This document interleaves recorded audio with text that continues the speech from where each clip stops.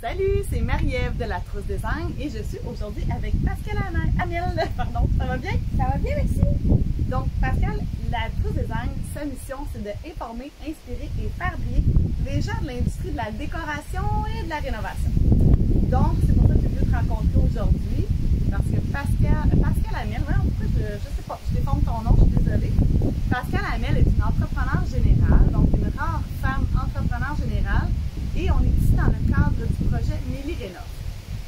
Pascal, Parle-moi de toi un peu, parce qu'une femme entrepreneur générale, il n'en pleut pas. J'aimerais savoir qu'est-ce qui t'a venu cette envie un jour de dire moi je m'en vais vers l'industrie de la construction. Ben oui, moi je suis allée en construction en 2018, je suis allée chercher ma licence RDQ. On a lancé notre entreprise. Puis depuis ce jour-là, on n'arrête pas de faire des projets. J'adore ça. Ce que j'aime, c'est de partir de zéro, puis de monter un projet, puis d'en arriver à un produit final, puis de montrer ça aux clients. J'adore ça. C'est une entreprise familiale, hein, je pense que tu as? C'est une entreprise familiale que j'ai avec mon conjoint. On a ça en partenariat à deux depuis le tout début. C'est vraiment une conciliation travail et vie de famille et vie de conjoint. Ouais. Oui, ça se passe bien. Des fois, c'est pas toujours facile. On s'entend de travailler en couple. Pour le vivre, personnellement, j'adore mon mari, mais ça peut créer quand même des petits... J'adore ça. Oui, ça se passe Je bien. trouve que la symbiose est bonne, on communique bien. Fait que non, moi je pense que c'est un atout à notre entreprise qu'on soit deux têtes plus séparer l'ouvrage. Fait que oui. Wow, génial. Puis ben, on dit toujours derrière chaque grand homme, il y a une femme, donc une femme entrepreneur générale dans l'entreprise. Tu es spécialisée plus dans le résidentiel, le commercial. C'est quoi ton type de projet au day-to-day? Nous, c'est vraiment que le résidentiel. Ce qu'on aime, c'est vraiment le client, l'approche client, être capable de discuter. On rentre dans les gens, dans les maisons des gens, dans leur intimité. Pas dans les gens. Pas dans les gens. Mais dans leur intimité, c'est vraiment important qu'on ait une communication et une belle relation avec nos clients qui finalement deviennent nos amis. Là. Tellement on est dans leurs habitats, puis c'est vraiment eux qui nous dictent la façon qu'on vit. Mais je ne sais pas si tu es d'accord avec moi, mais vous, particulièrement les entrepreneurs, vous êtes dans la vie des clients. Vous ne pouvez pas être plus dans l'intimité que ça des clients. Là. Non, définitivement pas. On les voit partir à l'école, les enfants le matin. Quand on arrive sur les chantiers, des fois on les voit revenir. Fait que même suivre l'évolution, fait que non, d'être chez les gens, c'est différent. Ça demande quand même aussi un petit côté. C'est pas juste d'aimer la rénovation, il faut aimer, comme tu disais, il faut aimer l'humain là, quand on fait ce genre de métier-là. Il faut être patient. Il faut être patient parce qu'on est vraiment dans les maisons des gens. Il faut vraiment respecter leur environnement au niveau de la poussière. S'ils font à manger, il faut s'assurer qu'ils puissent continuer de vivre. Ça, c'est vraiment un aspect du résidentiel qu'on ne retrouve pas ailleurs dans l'industrie de la construction. J'ai envie de te poser une question que tu dois te faire poser régulièrement.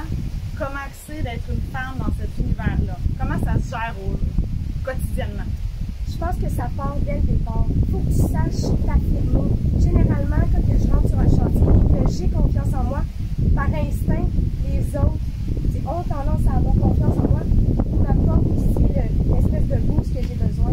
Tu dois t'assumer, c'est ce que tu dis. Ben oui, il faut faire sa place. Il y a des façons de faire sa place. L'humour, l'équipe, quand tu parles avec ton équipe, que tu es humain, je pense que ça l'aide la femme à rentrer dans le domaine et à rester au long terme. Mais toi, tu sembles avoir une facilité en tant que femme justement dans cette industrie-là, mais parce que là, je vais t'emmener vers ton groupe que tu as créé. Est-ce que c'est parce que tu as vu peut-être des femmes qui auraient les capacités, le désir, mais qui manquaient un petit quelque chose pour qu'elles partent dans ce domaine-là, tu as décidé de créer le groupe Les Femmes de la Construction sur les réseaux sociaux? Oui, le groupe Femmes de la Construction, en fait, c'est vraiment l'aboutissement de mon désir de rassembler ces femmes-là pour qu'on ait une plateforme pour qu'on puisse communiquer. Au début, je croyais qu'on n'était pas tant que ça, mais de fil en aiguille, parce qu'au moment où on se parle, le groupe a près de 5000 membres, et en fait même plus. Au début, je croyais... 5000 femmes de l'industrie, c'est quand même extraordinaire.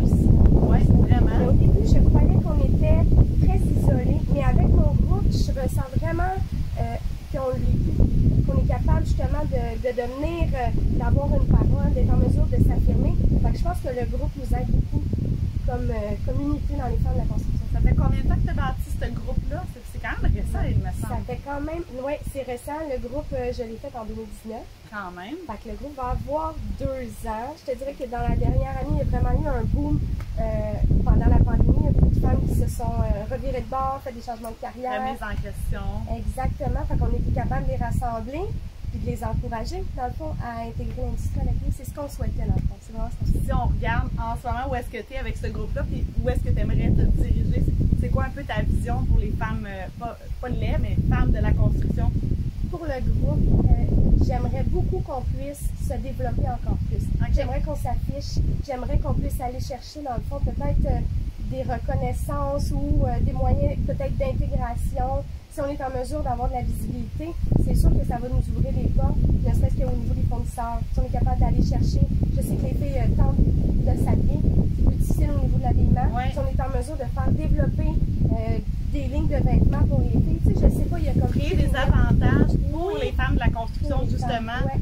Avoir une espèce de ressource, dire bon, ok, je rentre dans cet univers-là, mais je suis pas seule, je m'en vais vers là, je vais trouver de l'accompagnement, de la formation peut-être, je vais trouver des vêtements, des amis, de l'entraide, donc c'est vraiment ça ton but. Oui, vraiment. Ben, c'est une très très belle mission. C'est ce qui t'a emmené à être vue et à être recrutée pour le projet Mélie Rénov. Oui, c'est ça. Dans le fond, par le groupe Femmes de la construction, on m'a approché, Mélissa cherchait des femmes pour faire son projet. Puis de fil en aiguille, j'ai accepté le projet. J'ai accepté le projet de rénover le manoir à Mélissa. C'est pas un simple projet, je vous le dis. Il y a beaucoup de petit chantier. Un petit chantier sur 4 étages. C'est fou. C'est complètement fou ce qui se passe ici là, présentement. C'est un projet hallucinant qui regroupe des femmes merveilleuses. Je rencontre des gens, en fait, c'est ce qui, moi, que je retiens le plus jusqu'à maintenant. C'est toutes les rencontres que j'ai faites. Ces femmes-là sont formidables, j'apprends à les connaître. C'est nourrissant, hein? C'est au-delà de la rénovation. Puis c'est ça, Mélie rénove, mais ça ne rénove pas. Donc, c'est au-delà, vraiment, là, la mission, c'est vraiment de mettre en lumière les femmes par le biais de la rénovation, mais ces femmes-là sont merveilleuses. Merveilleuses. Puis, je dois dire, honnêtement, pour avoir vu un peu Pascal aller, c'est vraiment une ressource inestimable sur le chantier. Je pense que tu es arrivé te sauver carrément un peu le chantier parce que, tu sais, un entrepreneur, ça sert à ça. Sur un chantier, c'est go! Il y a ça, il y a ça, il y a ça, parce qu'on peut avoir plusieurs talents, mais d'avoir un maître d'orchestre, on en a besoin d'un sur un chantier. Surtout, quand vous allez découvrir la série, vous allez vous rendre compte, c'est un immense chantier, plusieurs pièces à la fois et un autre défi pour toi, plusieurs designers, donc plusieurs conceptions différentes. Absolument. 7 designers. C'est le premier projet auquel je participe qui a autant de designers. J'ai jamais vu ça avant aussi. 7 designers, c'est vraiment... Il y a beaucoup de monde, la communication est importante, il y a beaucoup d'idées. Tout le monde partage et tout le monde doit respecter les idées des autres. Je pense que ça, c'est un défi également. La communication, quand on est autant de gens, je pense que ça devient une partie très prenante d'un projet. Oui. Puis dans ce projet-là, je trouve qu'on est toujours tiré vers le haut. Oui. On est toujours positif. Les filles ont toujours des solutions. Les filles qui sont là ont envie d'être là, puis ça se sent. C'est merveilleux. Mais j'aurais le goût de faire un aparté justement avec ce que tu me disais. Un chantier de rénovation sans surprise, ça existe pratiquement pas. La différence, selon moi, avec ça va quand même bien se passer ou oh mon Dieu, ça n'a donc pas de bon sens, c'est probablement l'attitude. L'attitude qu'on va avoir face à OK, il se passe ça. Est-ce que c'est de trouver c'est la faute de qui ou comment qu'on va régler ça? Exactement. Puis, je vous le cacherai pas, il est arrivé des choses dans le manoir qu'on vous garde en surprise. Mais vraiment, il a fallu quand même prendre la situation, s'en occuper, trouver des solutions, et aller chercher des experts qu'on avait besoin dans le fond. Là, on a des électriciennes, on a des plâtrières, on a des peintreux. Tu sais, vous avez réussi à rassembler plombières, carreleuse, charpentière, entrepreneur général. Elles y sont toutes. Elles y sont toutes. Oui, vraiment. Je dirais même que si vous êtes une femme qui voulez vous diriger vers l'industrie de la rénovation, de la construction, non seulement allez dès maintenant sur le groupe de Pascal, mais également quand vous allez découvrir cette web série-là, ou quand vous allez voir cette vidéo-là, probablement qu'on va déjà être en web série, c'est super intéressant et pertinent d'aller découvrir des métiers qui sont accessibles à toutes les femmes. Là. Vraiment. Des fois, on se met des barrières. Ça, c'est vraiment plate parce que j'ai vu des filles essayer des choses qu'ils n'avaient jamais fait puis aimer ça. Et finalement, je suis capable de le faire. Oui. Wow, OK. Vraiment, ils sortent de leur zone de confort, tant au niveau du projet, puis tant au niveau de l'aspect manuel du travail. Écoute, là, moi, je suis techniquement la paparazzi. Donc là, tu sais, une paparazzi, ça cherche des scoops. Tu dois me dire, premièrement, comment c'est travailler avec Mélissa et dis-moi un scoop, dis-moi quelque chose que, c'est une surprise. Travailler avec Mélissa, c'est l'enfer. C'est l'enfer. Tu l'as mis dehors d'ailleurs de son manoir en fin de semaine. Elle rénove pas. Elle fait des lives, donc elle prend de l'espace dans le manoir où est-ce qu'on peut pas rénover. Il y a toujours des caméras. Ça, c'est vraiment un autre facteur qui doit être oui. épuisant même. Là, quand on est habitué d'être dans sa bulle quand on rénove, mais pas moi, mais les entrepreneurs. Là, c'est comme, non, je ne veux pas être dans ma bulle, on me filme constamment. Là. Oui, d'ailleurs, je remercie Robin pour ça, qui est très attentionné avec l'équipe et je crois fortement qu'il a assez de jus pour créer suffisamment de contenu. Fait que merci Robin de te prêter au jeu oui, c'est vrai de que la Robin caméra est avec nous. extraordinaire. Oui. Puis Mélissa, c'est l'enfer parce que c'est ça. Elle continue là, à gérer ses affaires, puis à faire sa business, puis à... La vérité, c'est que c'est pas du tout ça. Mélissa, elle est ultra accueillante. Elle nous accueille chez elle. On fait de la poussière, on déplace les choses. Il n'y a rien qu'on ne fait pas. Puis elle est là, elle nous accueille. Allô, elle nous nourrit. Comment ça va? Mélissa, elle est merveilleuse. Elle est toujours souriante. Elle garde toujours des aspects positifs de tout. Elle s'intéresse à chacune des filles que j'amène sur le projet.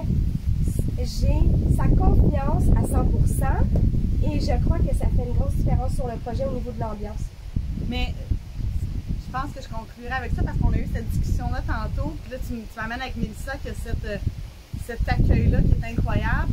Mais je pense qu'une bonne entrepreneur va comprendre que ce que vous vivez en tant que client, c'est pas facile de rénover. Ouais. C'est pas simple. Votre vie va être chambardée, vos habitudes de vie, votre budget va être mis à l'épreuve des fois par moment. Il y a plusieurs facteurs. Donc, il faut que vous compreniez que oui, on a un métier à faire, mais on comprend ce qui se passe là. Oui, on est conciliant. Il faut être conciliant, il faut être patient. Il faut être patient quand on est dans la réunion. Ouais. Mélissa fait preuve d'une très belle patience parce que c'est quelque chose qu'elle vit présentement. J'ai assez hâte de mais le résultat va être incroyable, époustouflant. C'est le manoir paillettes qui va bien détenir son nom. Ça va être un projet à ne pas manquer cet automne, je vous le garantis. Donc, je vous invite à suivre Pascal sur les réseaux sociaux, Pascal Hamel Pro sur Facebook si vous voulez aller voir. Son groupe, c'est les femmes de la construction. Instagram aussi, elle est très active.